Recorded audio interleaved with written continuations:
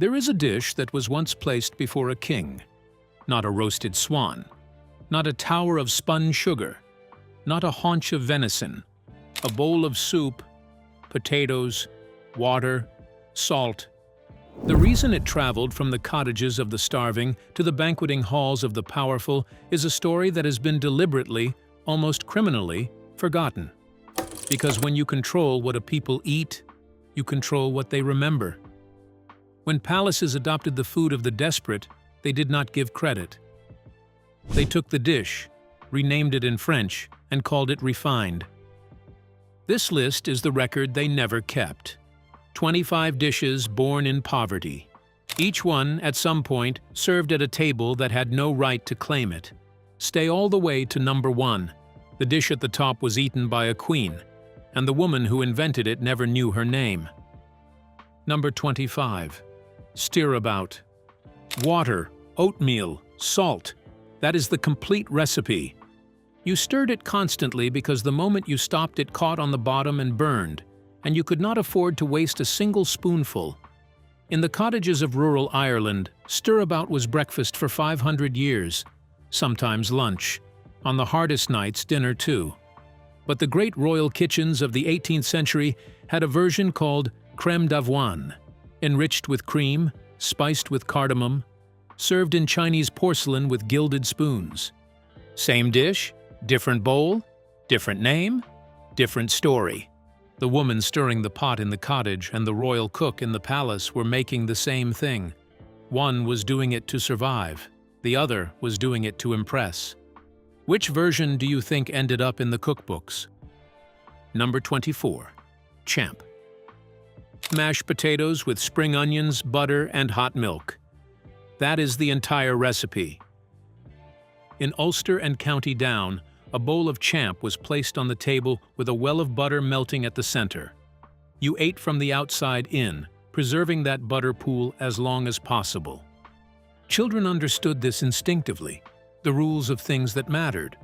Royal households in the 17th century served this under the name pommes à la crème.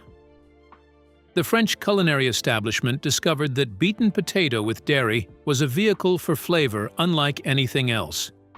But what they could never replicate was the raw spring onion, that sharp green bite cut through richness in a way no truffle ever managed. The Irish champ was the more sophisticated dish. It just came from the wrong side of the social ledger. Number 23, boxty. Half raw potato, half mashed potato, combined with flour, salt, and buttermilk, then fried on a griddle until both sides crack cleanly when pressed with a fork. Why half raw? Because grated raw potato carries moisture that keeps the inside soft while the outside crisps. 1 pound of potatoes fed 4 people. That mathematics was invented out of necessity. Viennese court kitchens in the 19th century made erdäpfelpuffer, a fried potato cake with nearly identical construction, served at formal royal menus as an elegant side dish. Nobody came to County Leitrim to say thank you. In the farms along the Fermanagh border they had a rhyme: boxty on the griddle, boxty on the pan. If you can't make boxty, you'll never get a man. Charming or alarming, depending on your outlook. But the dish is extraordinary, and the palace version is still served in fine dining restaurants today, under a French name, without a word of acknowledgement. Number 22. Drisheen. This is where some of you will stop watching. Don't. Drisheen is a blood pudding, sheep's blood, milk, breadcrumbs, and tansy, a sharp medicinal herb. Poured into a casing and simmered until it sets into something with a texture closer to soft custard. Sliced thin and fried in butter, it has a mineral depth that stops people mid-bite. Blood pudding was a fixture of medieval royal banquets across Europe. Boudin noir in France, Blutwurst in German court kitchens. Henry VIII served black pudding at formal dinners. Then at some point, the wealthy stopped claiming it. They quietly moved on and left it to the poor, to the countryside. The king's dish became the pauper's dish without the king ever saying a word. That is how class works with food. The palace takes what it wants, and when it is finished, it lets the door close quietly behind. Number 21. Goody! Picture a shelf in a 1940s kitchen. One loaf of bread, going stale. 3 days old. Too tough to eat as it is. You tear it into pieces, cover it with hot milk, sweeten it with sugar, and add whatever spice the house had. Nutmeg, cinnamon. That was goody. The sick day meal. The late night meal. The meal for a child who crept back downstairs saying they were still hungry. French royal kitchens served pain perdu. Bread soaked in egg and milk, fried in butter, served with cream and preserved fruit, to the court of Louis XIV. The principle is identical. Do not waste the bread. Transform it into something the table will accept. The palace version just had better cream. The farmhouse version had more love in it. Those are not always the same thing. Number 20. Nettle soup. Every ditch in Ireland grew nettles. Every hedge, every roadside, lined with them, free from March through June. Your grandmother picked only the young tops before they flowered, using old socks on her hands because she did not own gardening gloves. Into a pot with diced onion, a potato for body, water and salt. 20 minutes and the sting disappeared. The soup turned a deep, vivid green that looked expensive and tasted of the Irish countryside in spring. In Tudor royal gardens, nettles were deliberately cultivated for the palace kitchen. Court herbalists knew nettles were rich in iron and vitamins. Royal cooks made nettle pottages and served them as restorative broths to queens recovering from childbirth. The palace knew what the ditch knew all along. In the 1940s, families who ate nettle soup were considered poor. The nettle announced your circumstances. It turns out the nettle was right the whole time. Number 19. Dippy eggs and bread soldiers. A soft-boiled egg in a cup. A slice of bread cut into thin strips, buttered while still warm, stood upright like a small ceremonial guard. You cracked the top of the egg with a teaspoon, peeled it back, and dipped the soldiers one by one until you hit the yolk, and the whole thing collapsed into gold. 1 egg, 1 slice of bread, 6 pence for a family of 6, 10 minutes of a Sunday morning. No grandmother thought she was doing anything remarkable, but the child at that table remembers it with a clarity that no expensive meal has ever matched. Queen Victoria had a silver egg cup. The ritual was identical. The palace just had better silverware and no idea that the cottage had been doing it longer. Number 18. Crew beans, pig's feet. Boiled for 3 hours in salted water with a bay leaf and an onion until the collagen broke down and the skin went soft and yielding. They were cheap because nobody with money wanted them. Every town butcher in 1940s Ireland set them aside for the families he knew needed them. You ate them with your hands because there was no other way. Sticky, rich, and deeply satisfying in the way only long-cooked bones can be. The great French chef Antoine Beauvillier, who cooked for the French royal household before the Revolution, had a recipe for stuffed pig's trotters. Deboned, filled with herbed forcemeat and truffle, braised in Madeira wine, considered a masterwork of the royal culinary canon. The trotter is the trotter. One costs pennies, one costs Madeira. The collagen is the same collagen either way. Number 17. Colcannon. Mashed potato with kale or cabbage cooked through it, finished with butter and hot milk. Sometimes scallions stirred in at the end. In Ulster, families hid things inside the colcannon on Halloween. A ring for marriage, a coin for wealth, a button for bachelorhood. If you got the button, the table laughed. You did not. Colcannon was made year-round because kale and cabbage were the hardiest vegetables in any Irish garden, and potatoes were always there. Together, they cost about 3p in 1950. And here is the pointed truth. The viceregal kitchens at Dublin Castle, during the British administration of Ireland, served a version of colcannon at formal dinners alongside roasted meats. The dish of the Irish poor, served at the castle that represented their occupation, the colonizer eating the colonized people's food and calling it local color. Number 16. Yellowman, a hard golden toffee.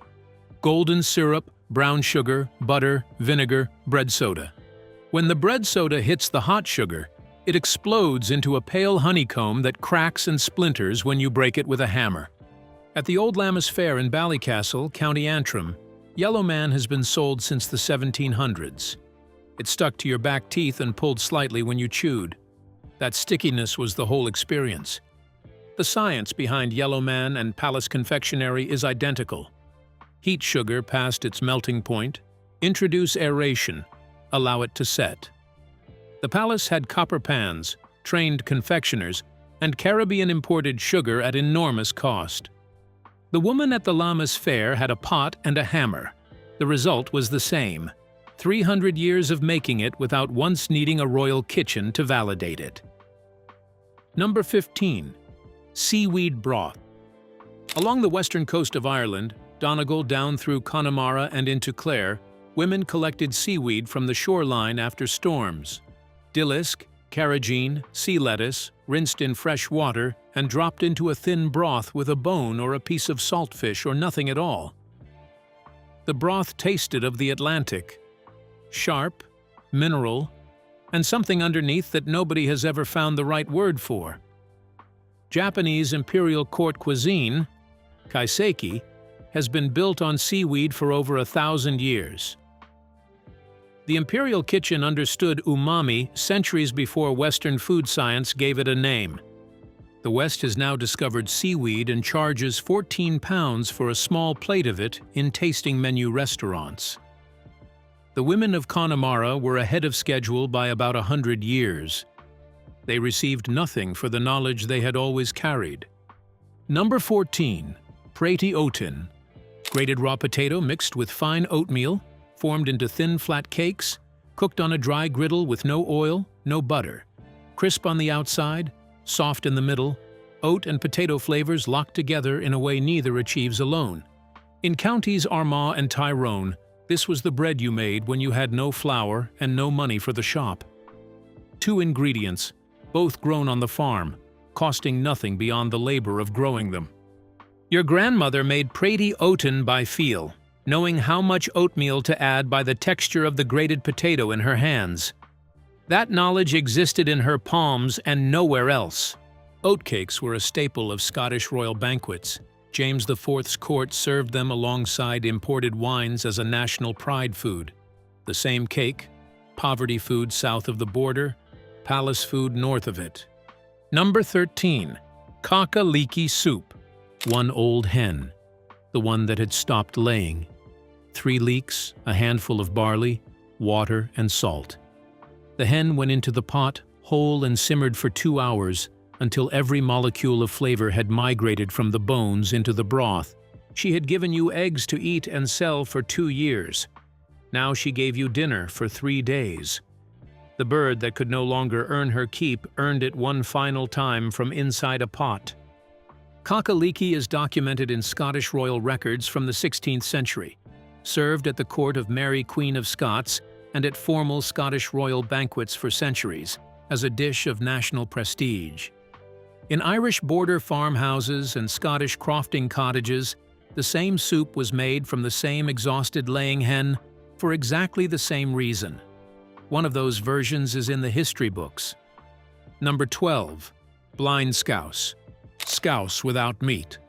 A stew of potatoes, carrots, onions, and whatever else the kitchen held, simmered until everything broke down into a thick, soft broth, more substance than liquid. It was called blind, because it could not see any meat. That is either a very good joke or a very sad one, depending on which side of the pot you were standing on. In the port towns of Dublin, Cork, and Derry, blind scouse appeared when wages ran out before the week did. Less than 6 pence. 4 people fed twice. The Royal Navy ran on a version of the stew called lobscouse, served to sailors on long voyages. The dish of the dockyards fed the empire that built the palace. The palace never once said thank you. Number 11. Spalpeen stew. The Spalpeeni were the seasonal laborers of Connaught and Munster, men who walked the roads in harvest season looking for work on other people's farms.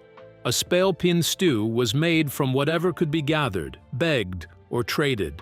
Wild mushrooms from the hedgerow, a turnip from a sympathetic farmer, barley from a pocket, water from a stream. No fixed recipe, no fixed kitchen. The stew changed every night, depending on what had been found. The potage of medieval royal courts operated on the same principle. Everything available, into one pot, thickened with grain. The royal potage was abundance. The spale-pin stew was scarcity. But the method is identical.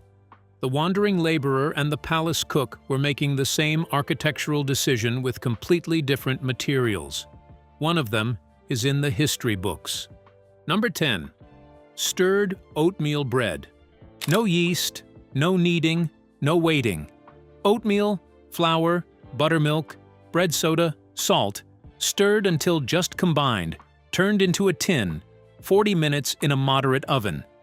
This was the bread of urgency, made when the shop loaf ran out and children needed something with their soup. In Sligo and Mayo, women made it twice a week without measuring anything, one hand holding the bowl and the other stirring. Royal bakers made manchet, fine white bread enriched with egg, the prestige bread of the court table. Oat bread was explicitly the bread of the poor. But oat bread keeps longer, fills the stomach harder, and carries more nutritional substance than the manchet that dissolved in your mouth like expensive air. The palace chose prestige. The farmhouse chose survival. Survival made the better bread. Number 9. Flummery. Oatmeal soaked overnight in cold water, strained through a cloth. The starchy liquid simmered until it thickened into a smooth pale jelly that set firm in a bowl. Eaten cold with buttermilk poured over it, or warm with honey if the house kept bees. Flummery is ancient. It appears in Irish manuscripts going back centuries. And it also appears in English court recipe books of the 17th century. Samuel Pepys mentions eating it. Aristocratic collections from the 1660s include versions enriched with cream and rosewater, served at supper tables as a refined dish. The Irish farmhouse version and the English court version are the same dish at opposite ends of the same long table. The court version was preserved in culinary history because the court always has someone writing things down. The humble dish survived only because the wealthy claimed it. Number 8. Dripping toast. The fat that collected in the roasting tin after beef or chicken was poured into a white ceramic bowl and left to set, solid and pale, with a layer of dark jelly underneath. Spread thickly on bread and held under the grill until it melted into the surface and the edges crisped. In every farmhouse larder in the 1940s and 50s, the dripping bowl sat at the back of the shelf as a matter of course. You did not throw away beef fat. That would have been genuinely offensive. The fat was a byproduct of a meal already paid for. Bone marrow, the close cousin of dripping, was a fixture of royal and aristocratic feasts going back to antiquity. The French court served os à moelle, bone marrow on toast, as a prestige item. The dripping bowl and the marrow dish express the same knowledge. The palace called it decadent. The farmhouse called it not wasting anything. The toast tasted the same. Number 7. Dulse broth. Dulse is a dark red seaweed that grows on rocks along the northern Irish coastline. Sold dried at the old Lammas Fair for a penny. You chewed it dry, salty, leathery, tasting wholly of the sea, or dropped a handful into boiling water with a potato and an onion, and let it simmer into a thin, deeply savory broth. In County Antrim and Donegal in the 1920s and 30s, dulse broth was winter medicine, made when someone had a cold, when the body needed something from the ocean. Your grandmother did not know the word iodine. She knew the broth worked. Seaweed preparations appear in records of Irish monastic kitchens from the early medieval period. The great abbeys fed kings, and what fed the abbot fed the guest. The bridge between the monastery kitchen and the royal table was shorter than you might think. Number 6. Carrageen moss pudding. Carrageen is a small frilly seaweed collected at low tide on the Irish west coast. A small handful into a pot of whole milk with lemon peel and sugar, simmered 20 minutes, strained into a bowl to set. The carrageen contains a natural gelling agent that turns milk into a soft, trembling pudding with a faint salt note beneath the sweetness. In Connemara, Clare and Kerry in the 1940s, carrageen pudding was made for sick children and elderly relatives, something the body could take when it could not take much else. That gelling agent, now called carrageenan, is used today in ice cream, chocolate milk, baby formula, and cosmetics, worth hundreds of millions of dollars annually. The women who collected it from the rocks at low tide received nothing. Their knowledge became an industry. The industry never came back to County Clare. Number 5. Pandy. Potatoes mashed with whatever the kitchen had. Buttermilk if there was buttermilk. Butter if there was butter. Nothing if there was nothing.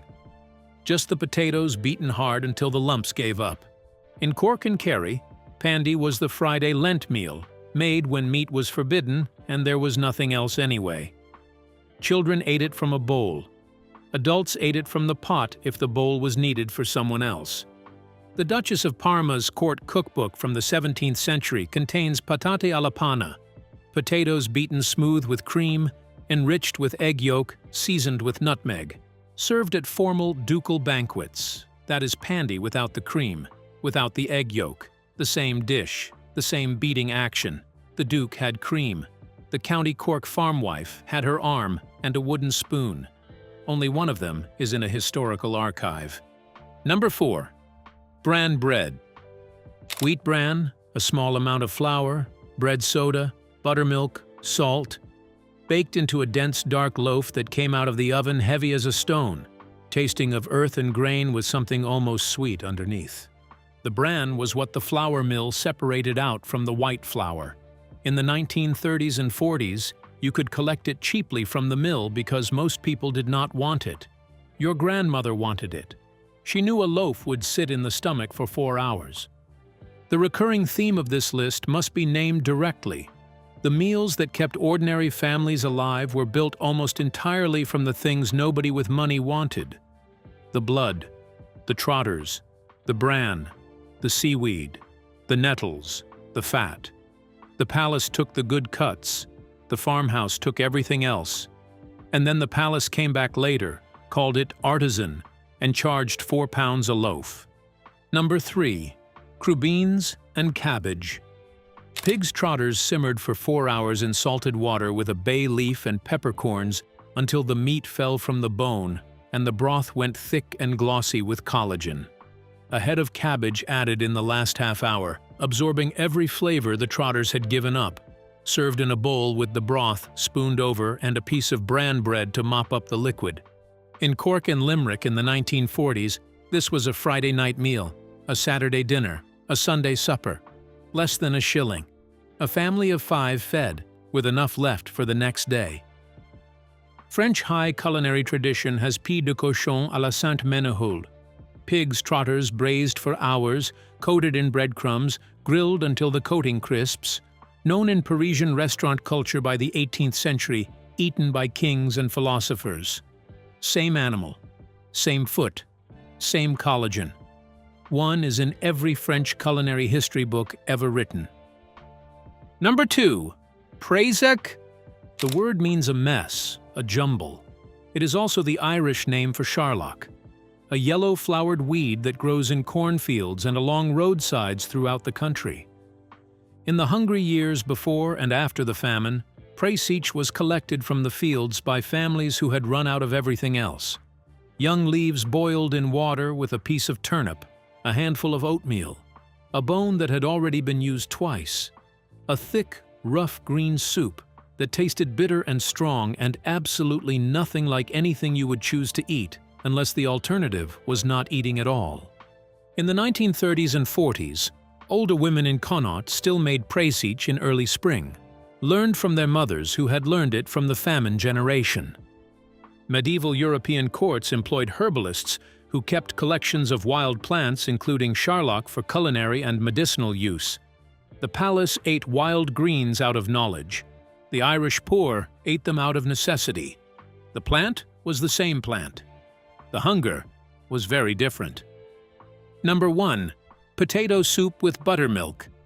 Potatoes, water, salt.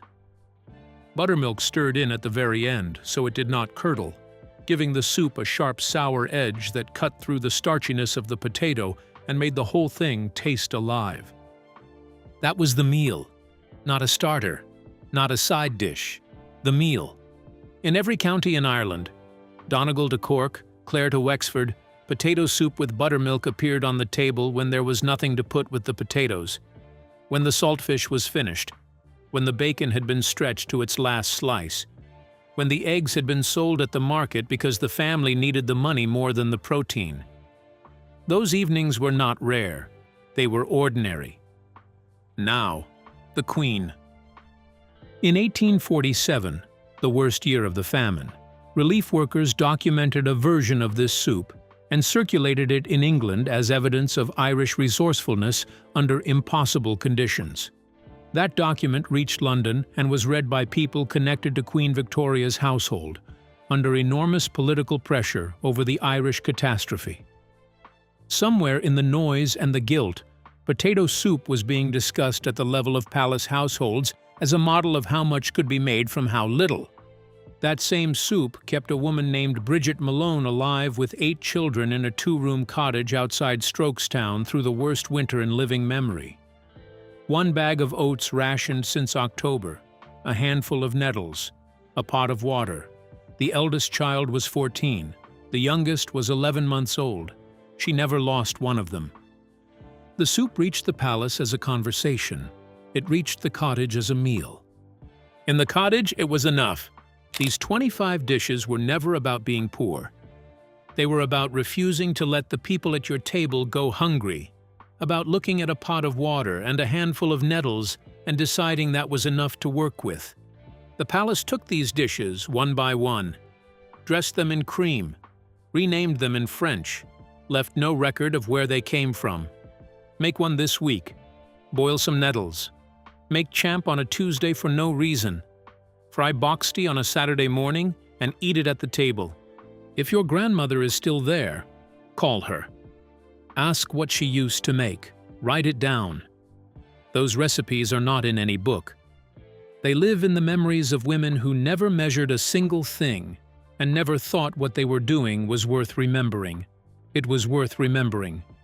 Tell me in the comments which of these your family still makes. Did your grandmother make praseek, flummery, dulse broth? Which dish surprised you most? I want to know if the boxty gets more love than the colcannon, because these are not just recipes. They are proof that the simplest food, made in one pot by one person who refused to give up, has always been an act of love. It never once needed a palace to make it so.